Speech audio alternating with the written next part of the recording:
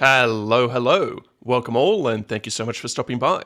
Guys, I have a 2-for-1 almost here for you today. So recently, I was actually discussing the old Escapist in a different stream, and we were going over some of the old web content. Because if you aren't aware of the Escapist, they used to be a pretty heavyweight pioneer in the web series space, and they had some amazing series such as Apocalypse Lane and There Will Be Brawl, and Zero Punctuation is probably who they're most famous for. Yahtzee, he has now moved on to his own series, which is great to see.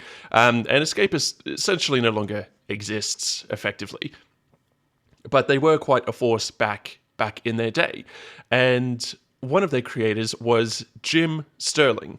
Now, I wanted to react to, and I'll call them Jim Stephanie Stirling moving forward. I can see that their name has now changed to Stephanie Stirling, or just Stephanie Stirling, I should say.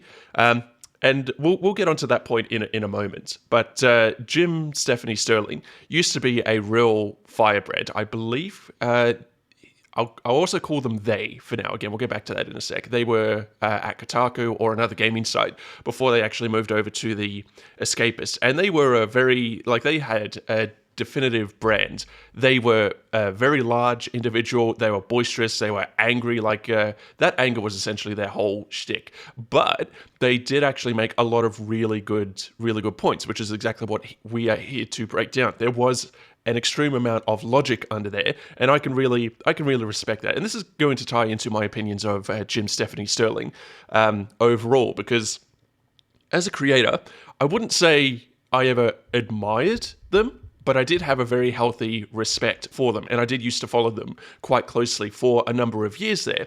And I was actually there when they began their transition. Because if you aren't aware, Jim Stephanie Stirling is a transvestite, and they were an early transvestite as well. Nowadays, it's become more culturally, socially acceptable, I guess you would say.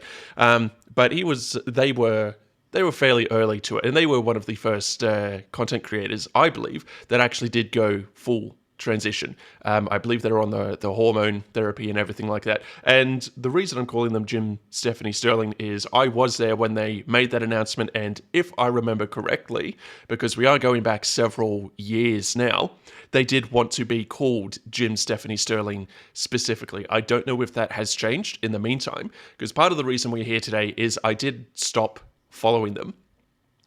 Not because they transitioned, because I did follow them for still several years after that, and then they did their whole pro wrestling career. Actually, I think the pro wrestling predates the transition, but their content went from gaming-centered content essentially to mostly being about trans, which is not an issue in and of itself. But when you come here for the gaming content, and there was still a bit of a mix, but every video became just complaints about trans issues, and that wasn't really what I was there for, so I just politely bowed out. And we were on the topic of transvestites the other day. I recently did a sort of transvestite-related video in regards to the whole Celestium plushie drama and Leaflit's response to that, and you can go watch that video if you want to see that. But I thought, okay, if you're going to start approaching the trans topic, who do we know that we could possibly react to? Like, let's find a source. Let's find an authority on that. And that cast my mind back, as well as the mention of the Escapist recently, to Jim Stephanie Stirling. Now, I stopped following them about 5 years ago. I don't know an exact time. I didn't make a note of it, but it has been quite a few years. I suppose to put it on a timeline, it was shortly after they came out with their silver pro wrestler. I don't know the name of their wrestling persona, but it was around then. They had a new costume, I believe. There was a big star on their face. Anyway, I don't need to go into too much detail there. But because this is a transvestite creator, I did want to come back and react to them, because I do still have a lot of healthy respect for Jim Stephanie Stirling, at least left over from the old days. And I wanted to see what their current content is like, and see if they are still making those logical points. Because guys, if you do like my content and you like the logical breakdown and you don't mind a lot of angry screaming, if their content is still as I remember it, you might actually like subscribing to Jim Stephanie Stirling here. But let's get started, and let's see, because also when I was going through their video list, I saw that they have done a video on Jeffrey Epstein, and oh boy, that is a topic for another day. If you want my opinion on that, it's fairly in-depth and complex, but of course we like to, I actually got, had a comment from someone the other day because I referred to pedophiles as minor attracted people. Now, I did so ironically, and honestly, my opinion just boils down to, feet first through Chippy in that regard. And I'm referring to pedophiles there, not trans people. Let's be very clear on that. But and so with the whole Epstein files, it's too big of a topic and beyond the scope of this video in and of itself. But given that Jim Stephanie Stirling's video is here reacting to it, I figured it would be a good one to cover, because if there's anything to get angry about, it's going to be this. So I expect a lot of angry ranting from them. But let's wrap up the preamble and let's actually start watching this. But yeah, I do want to say I do have a very healthy respect for Jim Stephanie Stirling. I have no issue with them being trans. I did not stop following them because they were trans, and I'm interested to see how the content has changed since I last watched it several years ago. So let's get started. So how about them Epstein files? Where are we going to begin today? Oh, this is new. This is a new character. So this character would predate... Let me turn off the closed captions there as well. This crab lady? I'm going to assume that's meant to be a lady. I'm not gonna... there's certain assets there, but I'm not familiar with this character. So this is... oh, it's got a tail, not a crab. Lobster then. Okay, fair enough. The abuse, the exploitation, Bobby Kotick having sex with Ghislaine Maxwell. How about we start... Oh, okay, they reminded me of Bobby Kotick. Let's not... The ex... Was he Activision or EA? Just absolute toad of a... You know what? Nope, that was an ad hominem argument. My apologies. Attack the idea, not the person. Bobby Kotick was responsible for a lot of destroyed lives and a lot of very bad business decisions, again, beyond the scope of this video. But if you're not aware of who Bobby Kotick is, very bad person. Or at least very bad actions. Start with a song. I've been playing Tomodachi Life, that game you can make songs in. Oh, and before we crack on, have a content warning for talk of all the abuse and corruption and horror. And be aware that any jokes I may make today come from a place of pure, seething disgust. See, that's the exact type of comment that I used to follow Jim Stephanie Stirling for, because yes, the Epstein files is disgusting, and you should feel disgust. And I do talk a lot about applying logic over emotion, and that is still the point. But you're allowed to feel an emotion even if you're not basing an argument off of it. But yeah, child predation is one of those topics where it should be universally accepted that it is a bad thing, and I don't think that's going to be one of my most controversial takes either.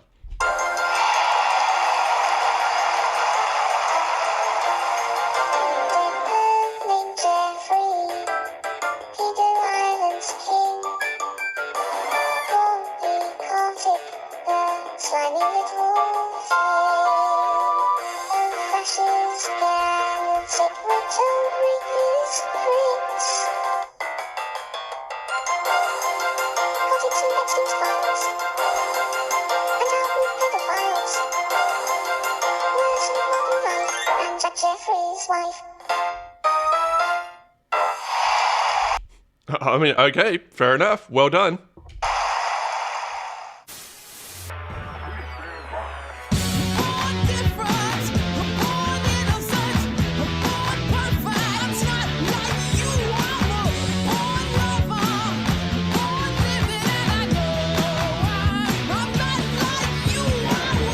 Oh, they're not actually married. Okay, so that was a very different intro. So entirely different intro. So the content has changed quite a bit since I've watched it last. Ah, fuck it. It's too good a punchline. Who were the girls, Bobby? Who were the girls, Bobby? Welp. Welp. Welp! I had a completely different script already written for publication last week, but suffice to say, certain developments altered my priorities. Not that Bobby Kotick's social circle cares much about developments, they prefer the developing. It was about 6 years ago when the CEO of Activision Blizzard was outed as a known associate of Jeffrey Epstein, once a billionaire paedophile, now a dead paedophile. The name appeared in the deceased sex trafficker's quick point of contention, more for archival purposes than anything. There's a little bit of scuttlebutt. You could basically call it a conspiracy theory about whether Epstein is actually dead. But from my understanding, that is based off of an old username showing up in Israel. And I don't believe that comes from a reliable source. But as we are acting as a primary source for future reference here, I did just want to bring that up. But if you do see that in your research, I believe it is unreliable, not confirmed. Wouldn't take that as true. As far as we are aware, Jeffrey Epstein is in fact dead.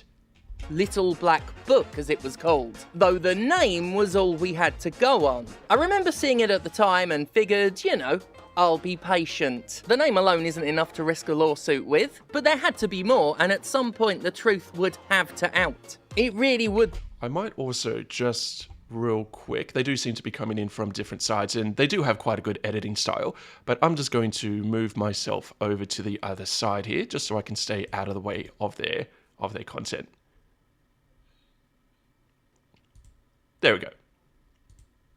Would be only a matter of time before the extent of the disgusting creature's depravity became known. I did leave some points for me to reference back to when the inevitable happened though, multiple times throughout 2019 whenever I talked about Activision's tax havens, financial manipulation, abusive worker treatment, and of course Kotick's own indiscretions. Like that time he threatened to have an employee murdered. I made a point of saying that such abhorrent behaviour was simply the stuff Activision wasn't trying to hide. That's the stuff Boulder's brass out in the open. Now see, Jim Stephanie Stirling is doing an excellent job here, and this is exactly why I enjoyed their content for so long, because yes, okay, they are attacking Bobby Kotick on a personal level with a lot of these personal insults. We don't really like to see that, but they are actually pointing out what they did wrong and why they are calling them these names. So whilst it is there is a certain level of aggression there, it is being backed up by sources, by quotes. They are showing where they are pulling this information from. This is exactly the type of thing we like to see.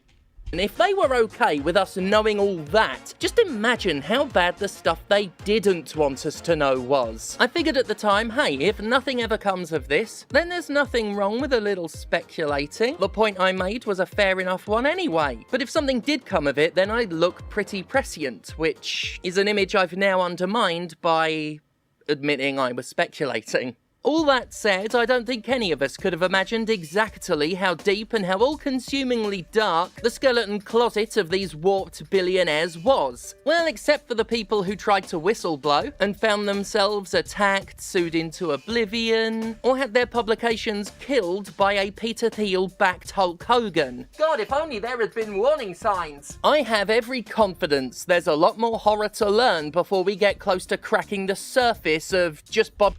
To be fair, Gorka was not the most respectable of publications. Kotick's own depravity, let alone what was going on in Nambler's VIP suite. But one thing is clear, Bobby Kotick, the man we all knew as the CEO of Activision Blizzard, is involved with a cabal of billionaire pedophiles and colluded with Jeffrey Epstein to exploit children via video games. That is a sentence I've had to write and then read out loud because it's 2026 and why fucking not at this point? I have to wonder, will being implicated in a billionaire's pedo club be more harmful to Bobby Kotick's dating life than people photoshopping devil horns onto his head?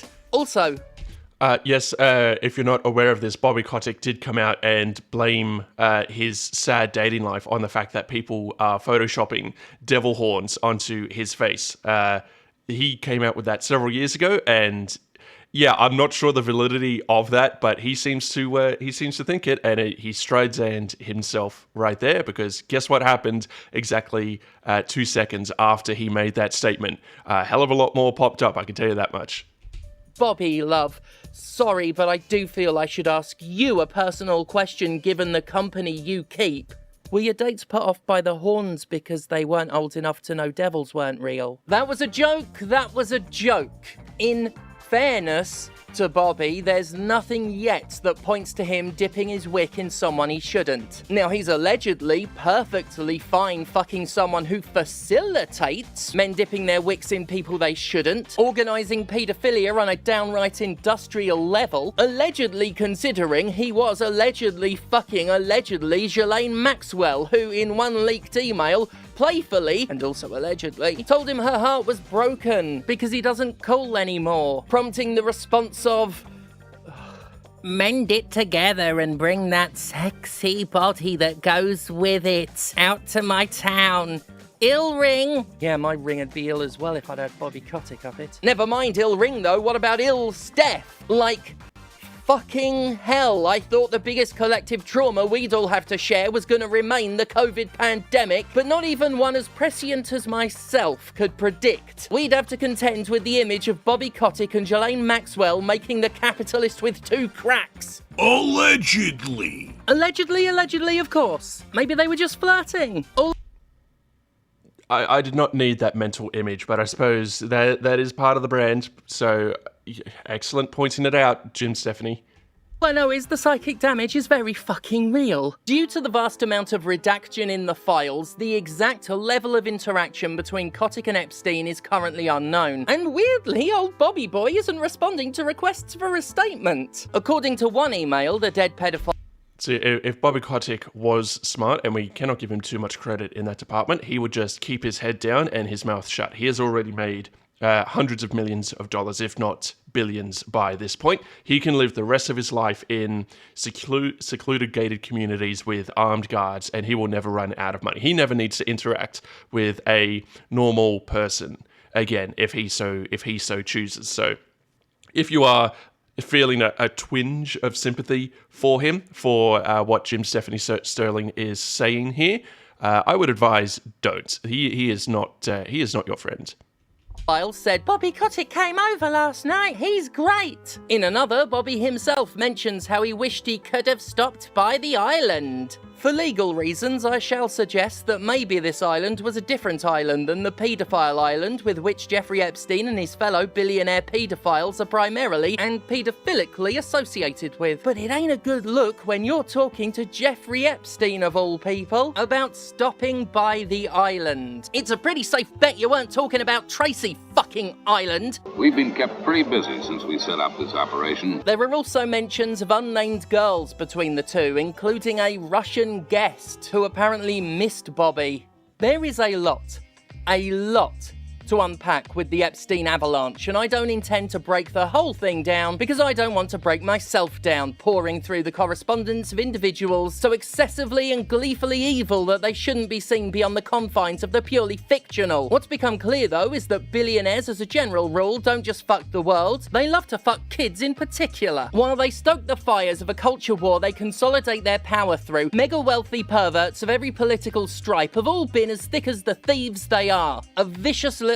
gang of unhinged disaster capitalists, taking explicit enjoyment out of ruining the lives of anyone they deem lesser than themselves, which is anyone who isn't them. Because, as my friend and colleague Conrad Zimmerman said, class solidarity is real after all. It's just a shame it's the Epstein class. On some level, anyone with an ounce of reason...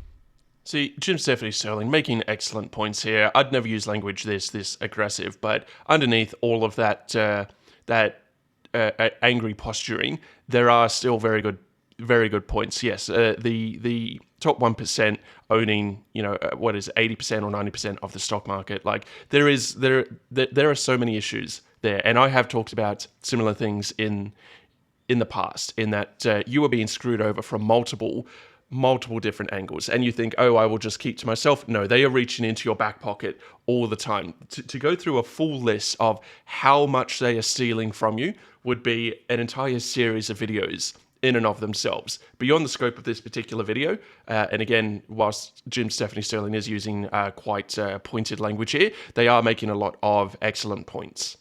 and long ago figured that the moneyed elites were all in bed together, but the sometimes literal nature of the bed and the venomous, dripping evil of it all, it's just sobering as fuck to look at in pure black and white. From the 2008 financial crisis to the despicable gender-critical movement to the radicalization of nerds into nerdsies via shit like Gamergate to Nerdsies? I've not heard that term before. That's interesting. See, again, this is part of the reason it is so good to have such a breadth of opinions out there.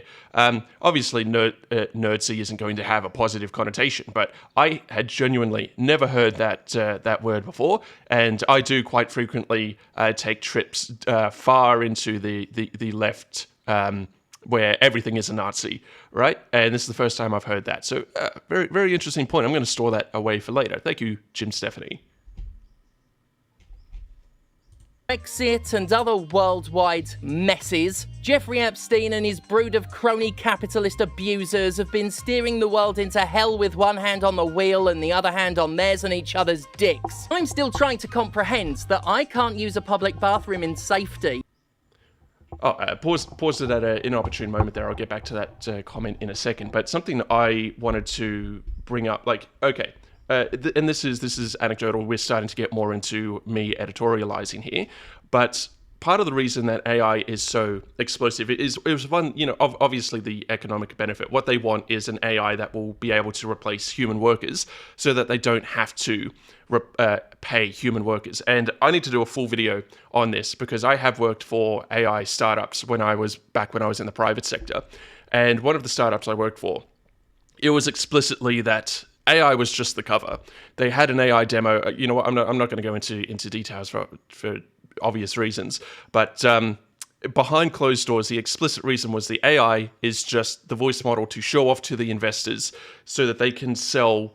And it was an administrative bot. It basically just filled in a whole bunch of forms that was currently done by human secretaries. Again, I'm not going to go too much into detail, but the explicit goal was to use the AI to get the buy-in from the investors so that they could then just outsource the jobs to overseas, whether it's India or Pakistan or the Philippines, irrelevant. All of this administrative work would be, air quote, uploaded to the AI, or that's what they would say, that was the cover, and it would really be done by people in a third world country. And as someone who has hired from...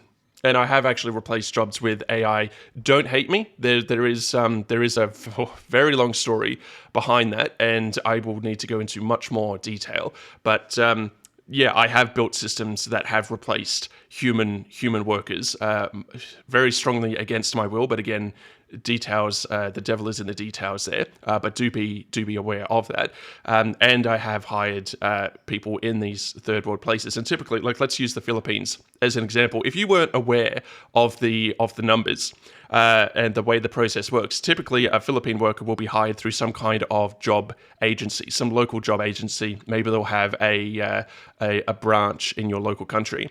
But let's do this in US dollars as well, since most people will understand that. A Philippine worker, a low-level Philippine tech worker, let's specialize again, is about 1/8 the cost of an equivalent American worker, and they will get hired through the job agency. And what's actually happening is your company, or whichever company you're working for, will have a contract with the job agency to bring these people on as employees, but you're not paying the employees directly, you're paying this job agency. So it's a contract between companies on paper.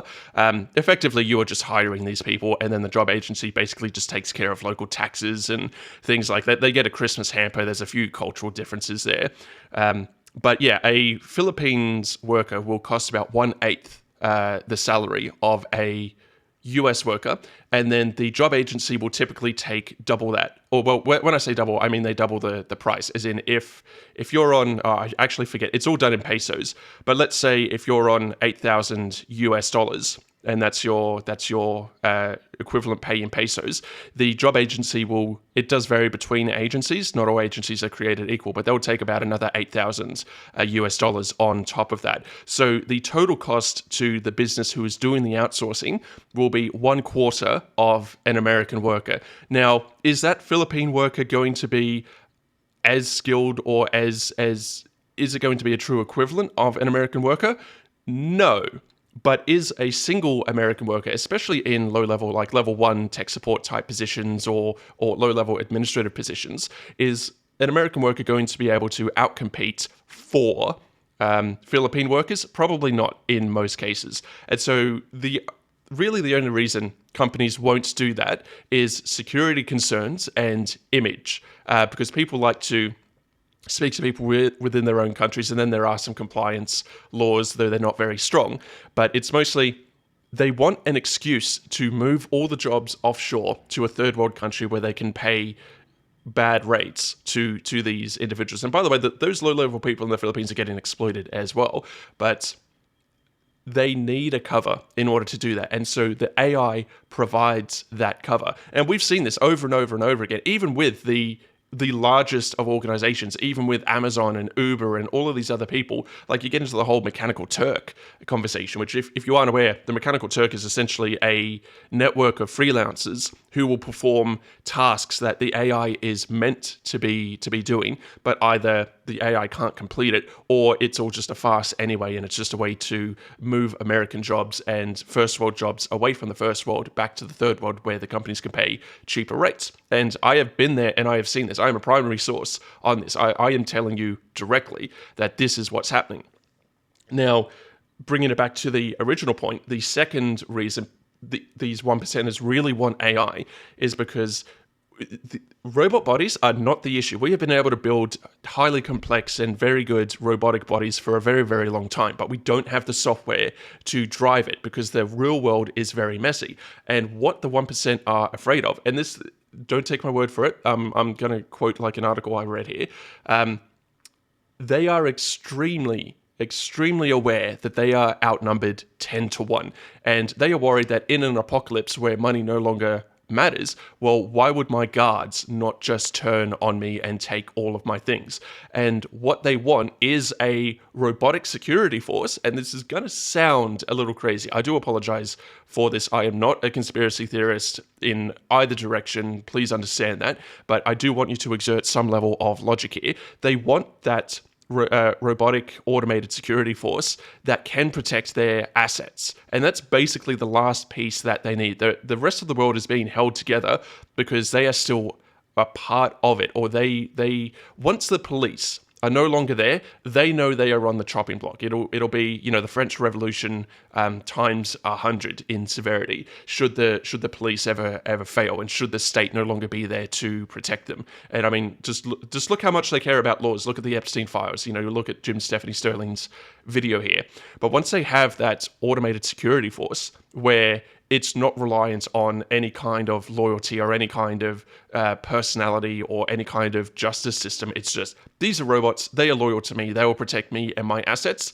They don't need the rest of us. And I can see once that comes out, things are going to get much, much worse. Not that I want to be a doomer here, but I do want you to understand the top 1%, the people in these positions, because by the way, I have interacted with them. I have interacted with a lot of board of directors and C-level executives, and I have run in these circles. I wouldn't go so far as to say I was in the Epstein circles, to be clear. That's a level of wealth probably half a step above, because we're talking billionaires as opposed to air quote just multi-millionaires here. They are so disconnected from reality, and even the most basic, even like we had that anecdotal example where one of them didn't know how much a banana cost, right? But when you interact with these people, you do get a real sense of you have not encountered any kind of difficulty for a very long time, have you? They are so disconnected from the struggles of the average person, they have no idea what it is like anymore, and the sense of entitlement that they carry with them. I'm starting to drift here. The point I'm trying to impress upon you is do not underestimate how disconnected these people are, how entitled these people are. And once they do have some kind of system, such as an automated security force, you are viewed as extraneous. You are not viewed as a human. You are not viewed as a person. You are not viewed as this essential part of the economy or society. Society to them is They get to do whatever they want, whenever they want, without consequences. And anything that gets in the way of that is bad and needs to be eliminated. Guess what gets in the way of that? Good people with morals. We are good people with morals, therefore we are expendable, we are extraneous, we are irrelevant. They will happily sell you down the creek without giving you a second thought. Anyway, I've rambled on for a few minutes here, but I do want you to note that because that will form the foundation of a lot of arguments going forward, and it was just a really opportune time to bring that up. So let's continue with the video. That me and mine are under constant threat of being legislated out of public life because a literal island of paedophiles said we were the sketchy ones. In fact, they specifically wanted to provoke transphobia in the hopes it would make us unemployable, drive us all into sex work, and subsequently allow them to indulge their chaser proclivities. And they can go to fucking hell for Brexit and all. Are you telling me it's because of a literal island of paedophiles that I only get 3 beetroot in a packet instead of 4? Actually, as we'll discuss a little later on, it's more complicated and more simple than that. But yeah, these warmongering, hate-mongering, fear-mongering, child-mongering obscenities encased in flesh are the people Bobby Kotick hangs out with. Objection. Counsel is mocking the witness. Yes, I am. Robert Kotick's part in this despicable play highlights exactly how granular this real and literal conspiracy went. Because no amount of control is ever enough for the truly megalomaniacal Epstein sought to sink his claws into everybody's life via every medium possible, video games included. And the thing his pedo ring latched onto above all else was the very thing I dedicated an entire decade of my career trying to battle. For those who don't yet know, it is my vindicating yet sickening honour to tell you that microtransactions and other forms of video game monetization were envisioned by these sick men as a tool to prey upon and control children since almost the very beginning. Whilst, yes, that does sound a little conspiracy theory, I am not at all surprised. Transactions have turned out to be one of the many mediums through which the wealthy can manipulate, indoctrinate, and violate their victims. And Let me use just a real quick example here, in that capitalism is a funnel. We all know that, and the main issue isn't that capitalism is a funnel; it's that you're not at the top of the funnel, right? You're on the wrong end. We are all on the wrong end of the funnel. That's an oversimplification, obviously. We'll get into that argument later on. But I want to use a real world example here, and I want to present a thought experiment to you. So let's use COVID. When COVID happened, the government was perfectly fine saying no one can go to work. And I'm not here to argue whether that was right or wrong. Personally, I believe, okay, we made the best decision we could with the science, with what we had at the time. The science said we need to flatten the curve. The only way to do that is to stop the spread. The only way to do that is to social distance, limit work, so on and so forth. Now, that is a problem because people still need to pay rent. So people no longer have an income, but they still need to pay rent. So the argument becomes, okay, well, if the government says no one can work, then why don't they just say no one has to pay rent whilst we say no one can work? And then you will have all of the wealthy landowners and the landlords start screaming, well, we need the rent because we have all these mortgages to pay. It's bullshit. But let's take the argument at face value. We still have to pay the mortgage. And then the government should have gone, okay, since you also no longer have an income because rent is considered a form of income, banks, you don't collect on the mortgages anymore. All the government had to do to fix the issue with the lockdowns was say, banks, you do not collect on your mortgages or your loans. That is paused. You're not accruing any extra debt. You're not accruing interest. We are the government, and we say just pause that. Just pause it because we're pausing for everything else. And of course, the bankers would complain. They go, well, too bad. You can't collect because the landlords can't collect. The landlords can't collect because the people can't work. And we are saying that. And then if they did do that, then all you'd have to cover is your own food and other utility expenses. And yes, okay, it wouldn't be completely even there, but that would have been a far more reasonable argument to make. But they didn't do that. did they? They said, you're not allowed to work, you can't collect an income, but you still have to pay your rent, you still have to pay your mortgage. And it was just a way to extract an enormous amount of wealth from the middle class and from the working class and from the lower class. Again, it was all just this extraction and moved upwards. And that was a calculated ploy, I believe. Well, I say that.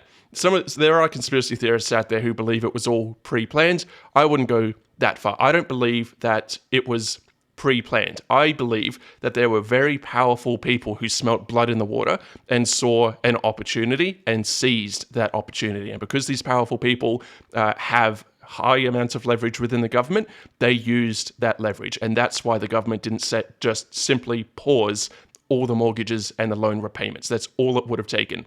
But you tell me what you think of that. I want to hear what you think in the comments and how this ties to it. Capitalism is an upwards funnel, and it ties nicely into everything that we are seeing in this video with the loot boxes, in that it is not about wealth generation, it is wealth extraction. It is rent-seeking behavior, and by rent-seeking behavior, I don't mean like you're a landlord collecting rent from a property. I mean, we're starting to drift again, but rent-seeking behavior is defined as, imagine you're a farmer, you have a field.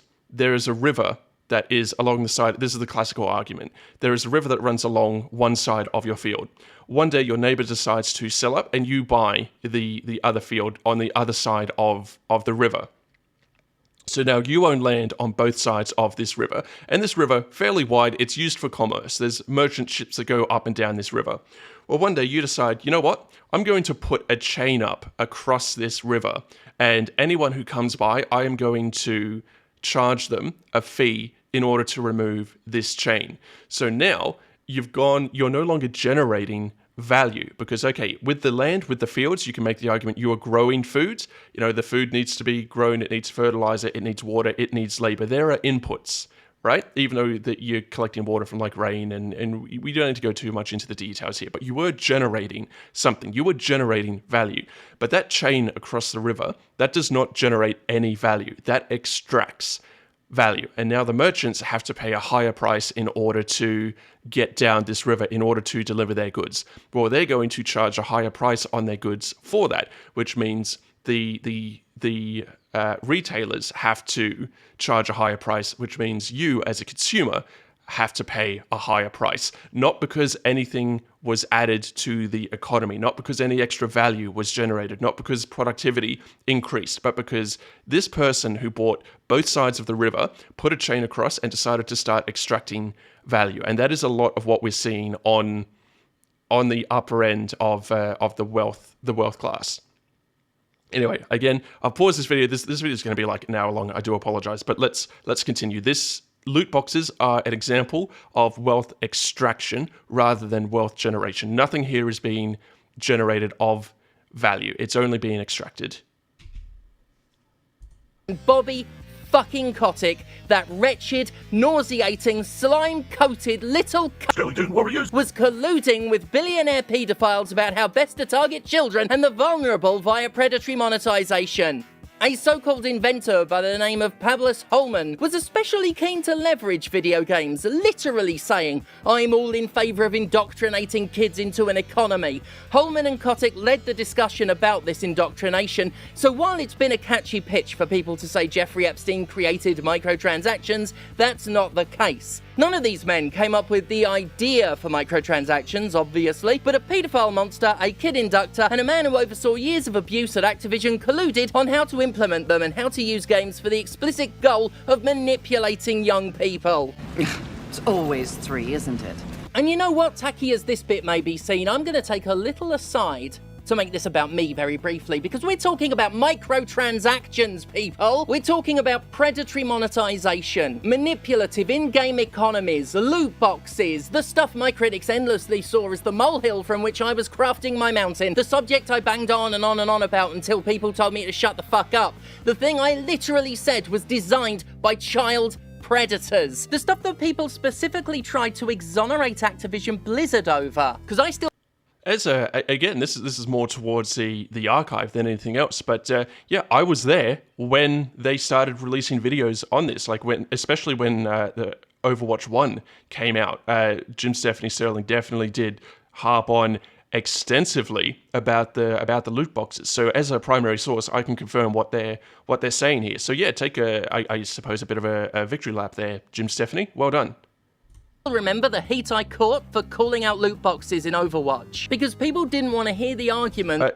I will also say, though, I was there for the discourse as well, and it was a very vocal minority who was actually defending Blizzard and defending loot boxes. Jim Stephanie Stirling does seem to overemphasize their haters. I don't know if that's part of their performance that they do for videos. From what I've seen, they do seem to take it personally, but as someone who was part of that community and was part of that discourse, I can say the general consensus was that Jim Stephanie is right and that loot boxes are bad. Yes, you did have those that were defending loot boxes, but they were in the minority. And when I say minority, I mean a relatively small minority. I can't give exact numbers. It would be pure conjecture, but anecdotally, I'd say maybe 10 to 20% of people ever considered loot boxes defendable in any form, and a good 80% of the community was against loot boxes. But again, that is an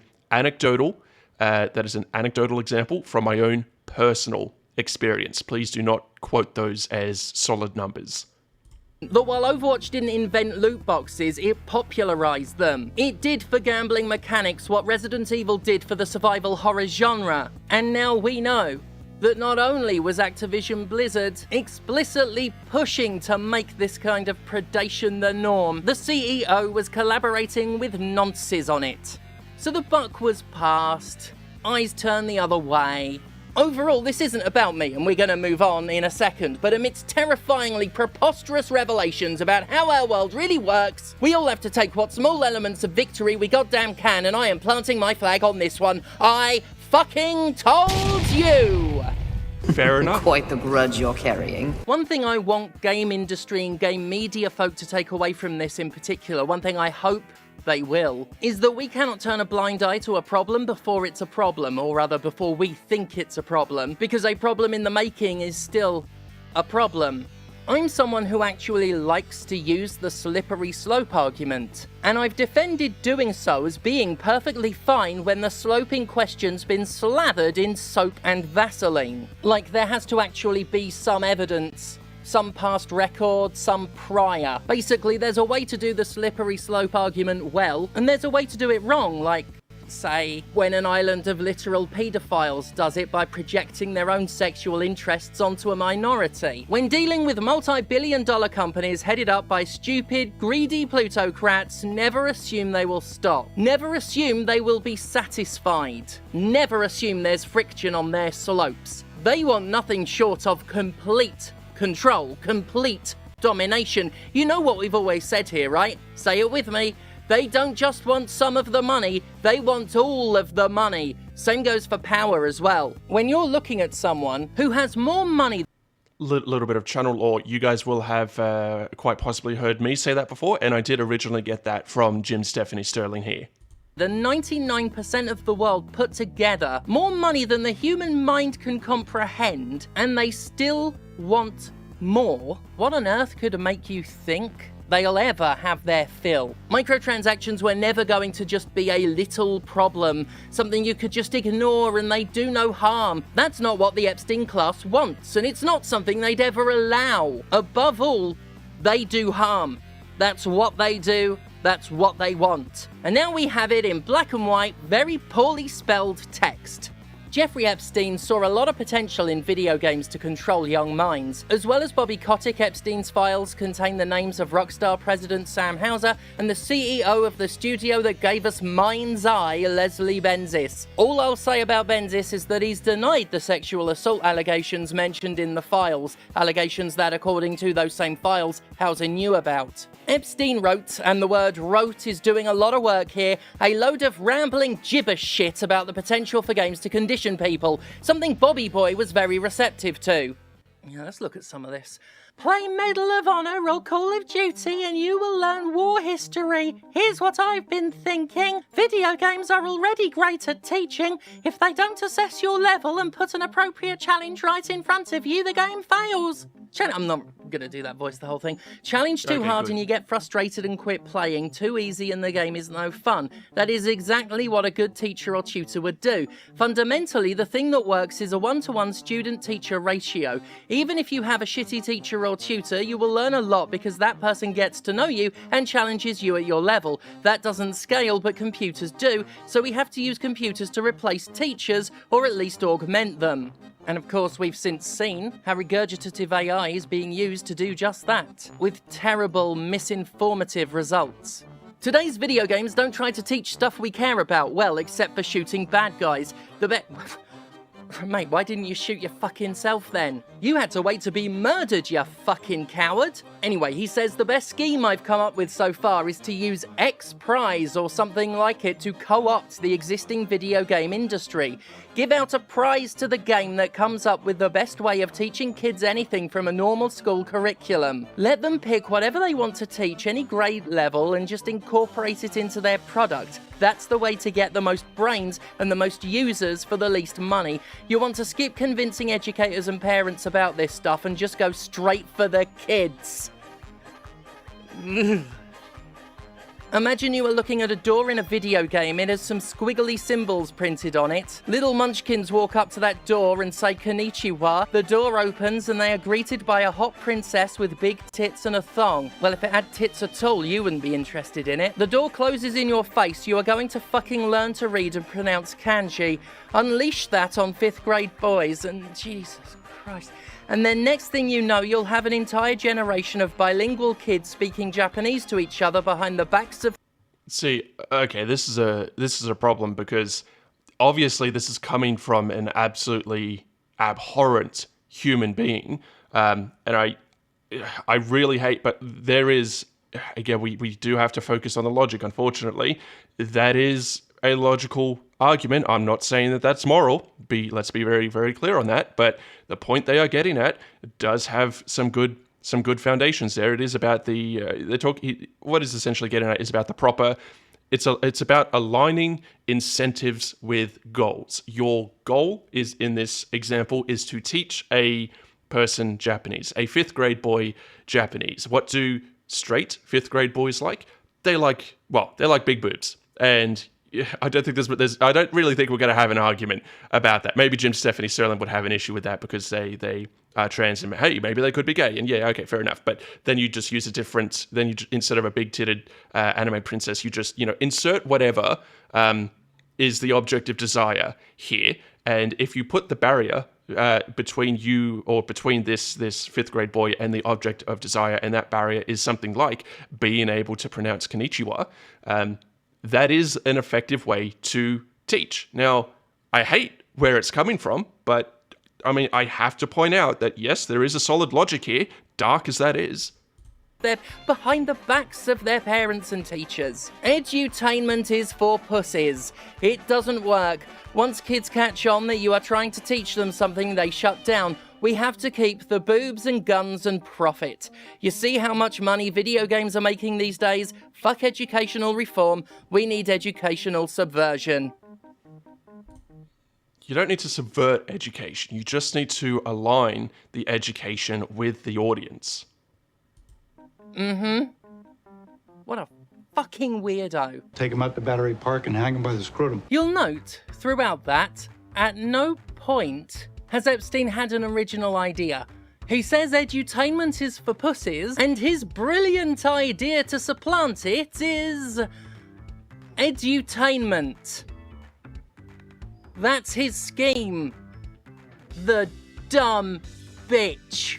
One thing I've been thinking about as I read some of this absolute drivel is how fucking worthless it all is when you sit down and actually look at the cockswill being spewed by all of these aggressively mediocre men. Their barely coherent emails don't actually say anything. Like, Bobby's response to Epstein's dribbling screed was, X Prize is a good idea, but key is real-world rewards. Learn to read. Earn cell phone minutes. iPhone credits. virtual items in games. And there's the brilliant mind of Robert Kotick at work. The CEO of Activision Blizzard, the man heading up the most profitable third-party video game publisher in the world, couldn't come up with anything more creative than, prizes are a good idea, but what if the idea was prizes? As fucked up and scary as the power these men throw around is, when you look at how uncreative, how mediocre, how intellectually fucking useless they are, you can actually find a measure of ice-cold comfort from the fact that a lot of the exchanges are a bunch of utterly mundane, boring old men sucking each other's cocks over how clever and Machiavellian they are, without them actually doing or thinking fucking anything. One thing I've said a lot over the past few years is that executives are intensely stupid people. People who can't make anything, can't learn anything, who can't do anything. Having interacted with a great many executives, yes, I will say a large portion of them are exactly that, and I've yet to determine if it's because of that disconnect.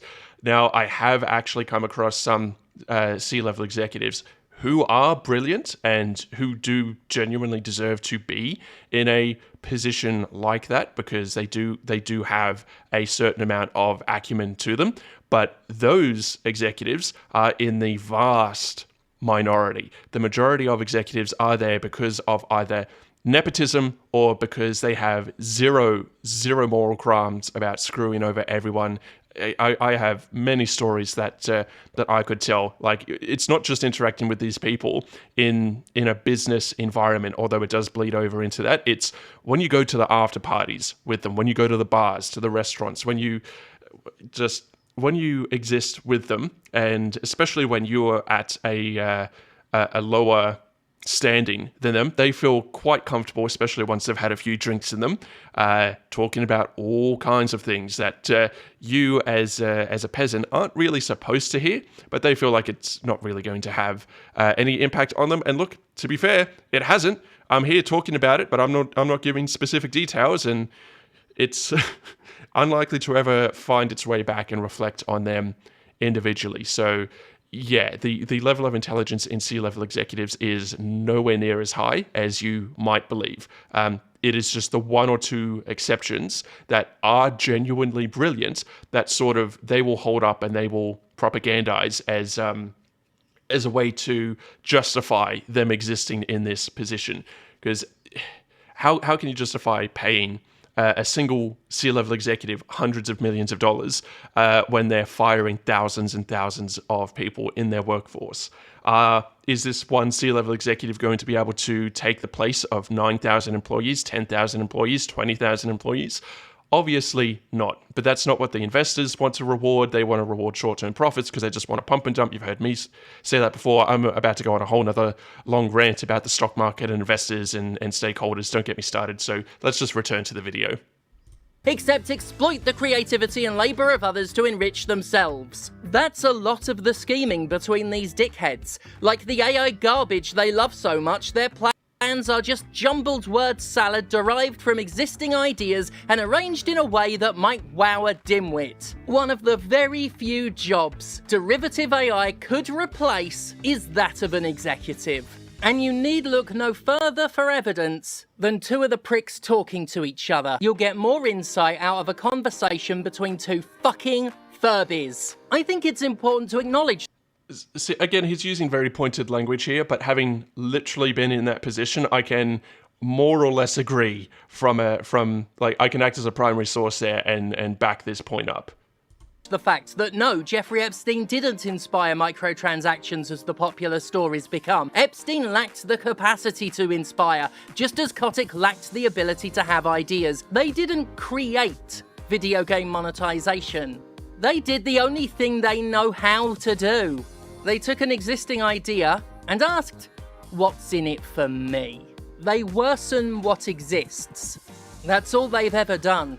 That's what corruption does. It's the same story with every horrible event Epstein's rapist gang had a hand in. They didn't create the alt-right or Brexit or Gamergate or TERFs. What they did was co-opt, take advantage of, and exacerbate it all for the sake of money and control. They're billionaire predators. They don't create, they only appropriate. Aftermath's article on this had a great line while looking at emails between the paedophile sex trafficker and Steve Bannon when it suggested they were LARPing as kingmakers. So much of what these men do mirrors their sex lives in that they are opportunists first and foremost, who feel most potent when exploiting vulnerabilities and exerting control over others. Such is the way of the abuser. Don't get me wrong, they are dreadfully influential, and so much blame should be laid at their feet. It's angering and horrifying to see how deeply involved in all our lives these disgusting creatures were and still are. Their unhinged goals are creepy as fuck, and the fact they have a bottomless well of cash with which to achieve them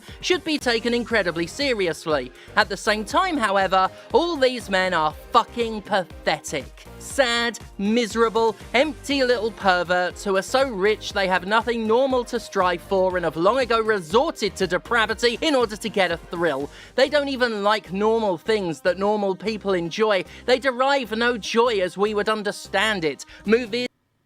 Bit of a Slaneshian argument there. Video games, books, artwork, none of that inspires them. They see only commodities in all of that. It goes beyond art too. For these fuckers, basic human interaction is nothing but a tool to be used. The idea of raising a family, having loved ones, it's just another way to hold power and influence, and what a truly tragic existence that is. To be so fucking hollow that the notion of family has to be a profit deal to be seen as worth pursuing. Bobby Kotick enriched himself for decades off the back of video games, and he didn't even like them. He was a billionaire. He could have done anything, but he devoted much of his life to something he didn't give a flying fuck about because it would get him more money and power than he ever needed. To have...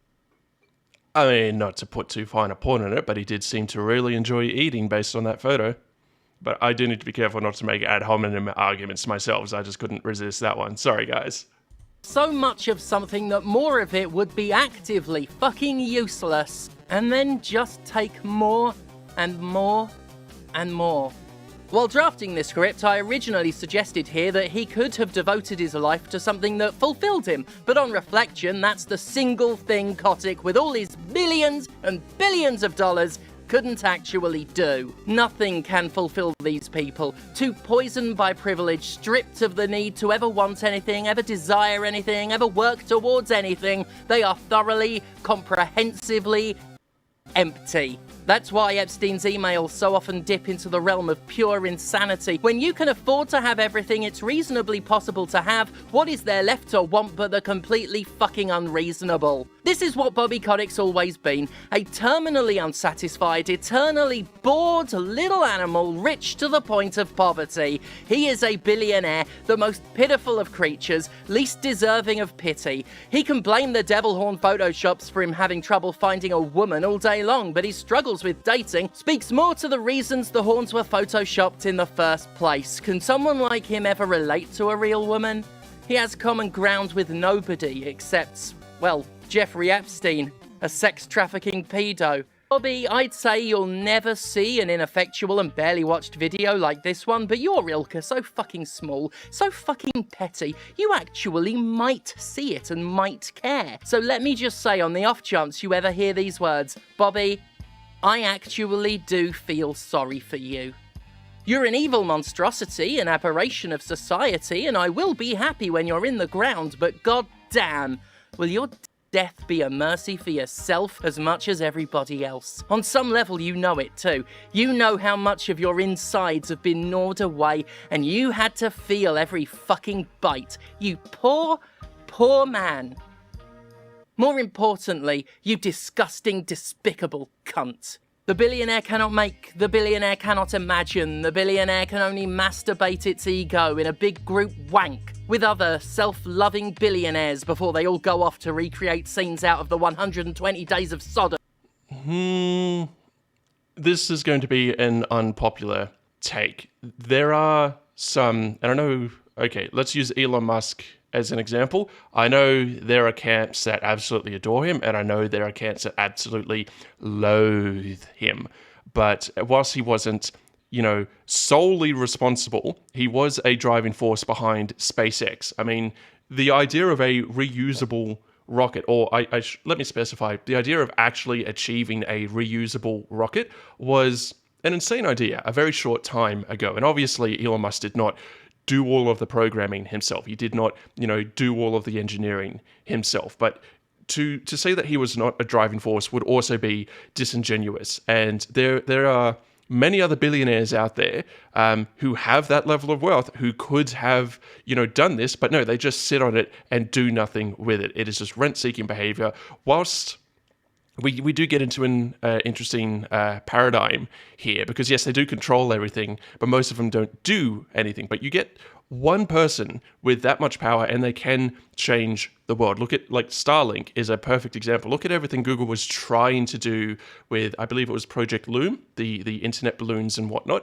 And then he didn't just, sorry, I am oversimplifying here. I'm not an Elon Musk fanboy, but I can respect many of the things that he has done. So he is one of the few billionaires where we can actually sort of have that discussion about. Now, we can have a very, very long discussion about that, because yes, Elon Musk is definitely no saint and definitely no perfect and definitely not perfect, and I will not be pretending otherwise.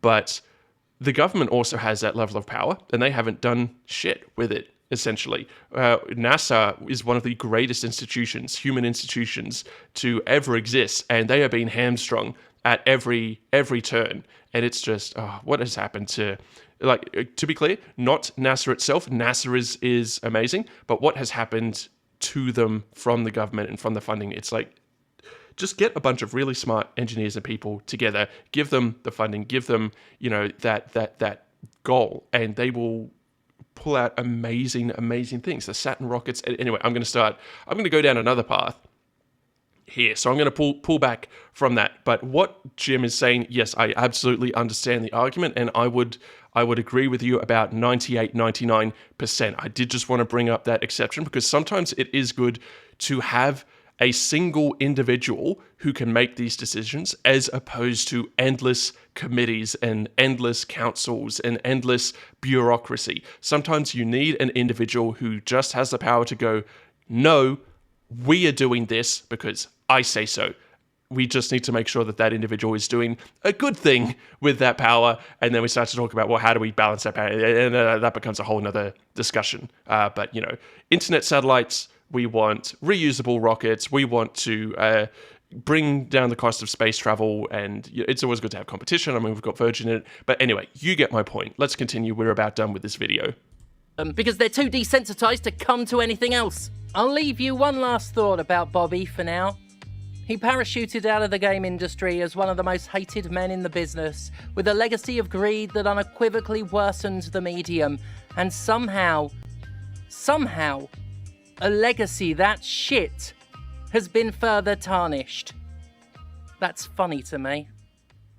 Okay, I can't stomach thinking about this any longer. Thank God for me, and this is Hi Steph saying bye, Steph.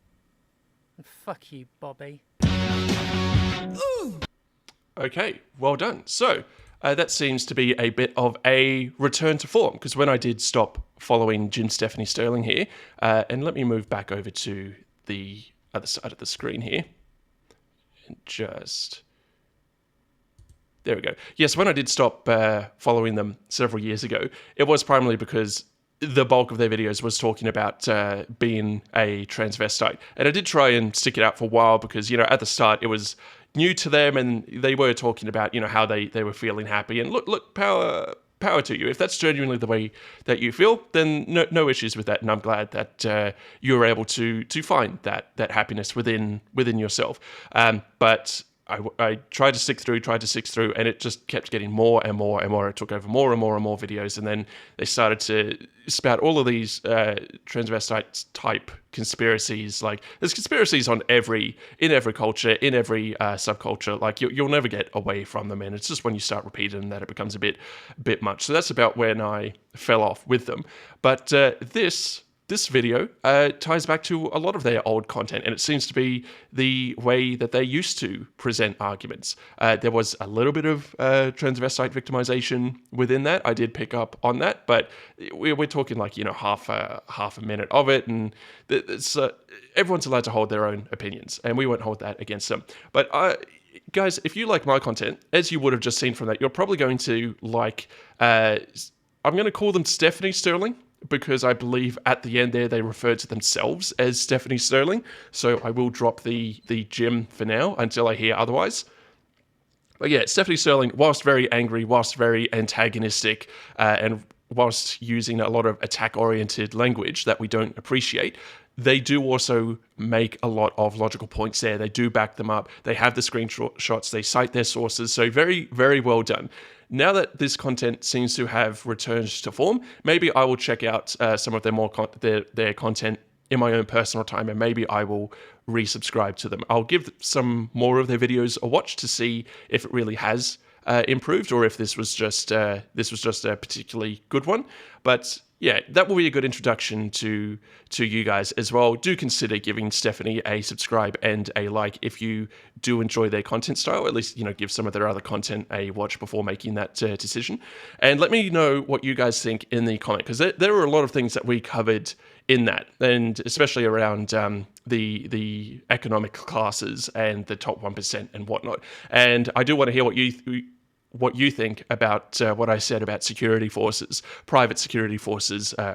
robotic private security forces for these billionaires. Because once they do have those, unless the state is able to overpower those, which, no private security force is going to be able to overpower the US military, but then they're not going to try and overpower, they're going to try and, collapse there's a reason that a lot of these people are accelerationists, let's say, but the reason a lot of them aren't is just because they don't have all of the elements in place yet. But we are relatively close to them getting their hands on all of that. But anyway, I don't need to spin up my own conspiracy theory here. That is not my intent. I just want to hear what you think of that and what you have seen and what your observations are. So with that, guys, we will wrap up. Please allow me to do all of the regular YouTube things. If you did like my breakdown and me showcasing someone like Stephanie Stirling, definitely give the video a like. You can also give me a subscribe for more intellectual breakdowns. I do appreciate that, and definitely let me know. We can have a discussion either on X or in the comments. I don't just want to be up here on a stage talking at you. I do want to hear from you, and I want to hear what your opinions are as well. So with that, guys, I think we can wrap it up there. Thank you so much for coming along, and I'll let you have the rest of your day back. Enjoy!